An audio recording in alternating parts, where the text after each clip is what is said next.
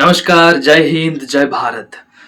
मान लीजिए आप सुबह नींद से उठे हो और आपका एक फ़ोन में नोटिफ़िकेशन आया कि ग्लोबलाइज़ेशन डिसअपियर हो गया और आप फ़ील कर पा रहे हो कि आप बाज़ार जा रहे हो और देख रहे हो टेक्नोलॉजी का कोई भी पार्ट्स आपको नहीं मिल रहा है।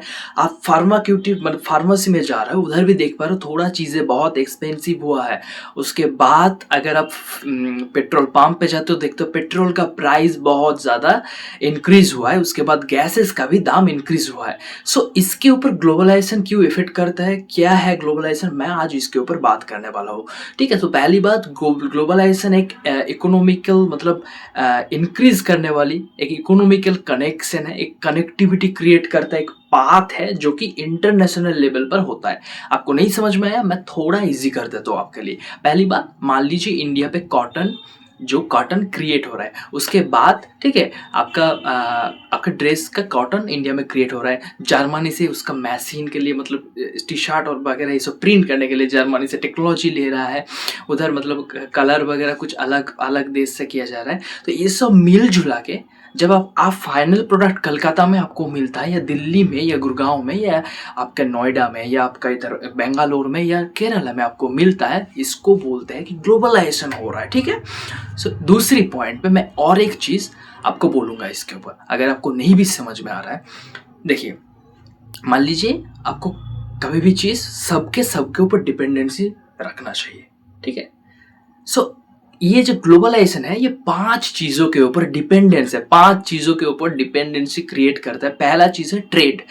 आज के ज़माने में आफ्टर 1990s के बाद ट्रेड का जो वैल्यू इंक्रीज हुआ है, ट्रेड के जो महत्वपूर्ण और भी इंटरनेशनल रिलेशन में उसका एक पावर जनरेट किया है। सो ये मायने रखता है हर एक टाइम के लिए। ठीक है, हर एक टाइम के लिए मायने रखते हैं ट्रेड। ठीक है, मान लीजिए इस देश के साथ उस देश का कोई ट्रेड का रिलेशन है।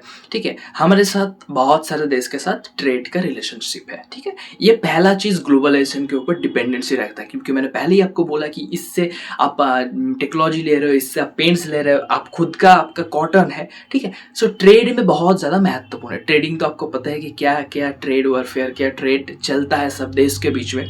सेकेंड थिंग, मैं बात करने वाला हूँ टेक्नोलॉजी के ऊपर। मान लीजिए टेक्नोलॉजी सिर्फ आप किसी देश से डिफेंस इक्विपमेंट्स और किसी देश को कुछ टेक्नोलॉजी सार्व कर रहे हो, वो भी सेम टेक्नोलॉजी के अंदर ही आता है।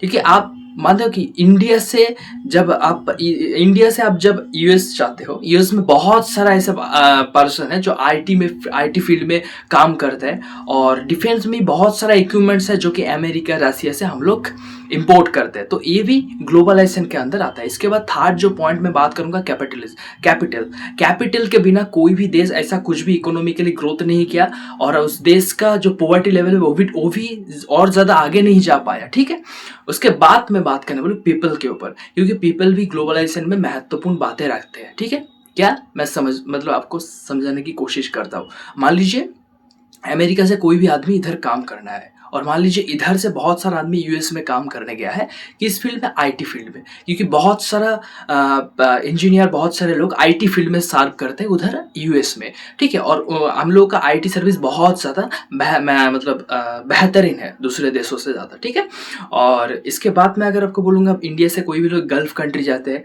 ठीक है, फैक्ट्री ये सब प्लेस में काम करने के लिए, तो ये भी ग्लोबलाइजेशन के अंदर आता है। ठीक है, क्योंकि इस देश से जब दूसरे देश में जाते हो तो उस देश का भी आप इकोनॉमी को हिट कर रहे हो ना, इंक्रीज कर रहे हो काम करते करते, क्योंकि उस फैक्ट्री का, उस कंपनी का और भी ज़्यादा वैल्यूएशन मार्केट में और भी ज़्यादा हो रहा है। ठीक है, और इसके बाद मैं बात करूँगा कल्चर के ऊपर। कल्चरल एक्टिविटी, कल्चरल सब मतलब मैं बात किया था सॉफ्ट पावर के ऊपर। ये सब चीज़ ग्लोबलाइजेशन में बहुत ज़्यादा महत्वपूर्ण रखता है। ये छोटे छोटे डॉट है जिसको कनेक्ट करके एक बड़ा सा माउंटेन क्रिएट कर सकते हो।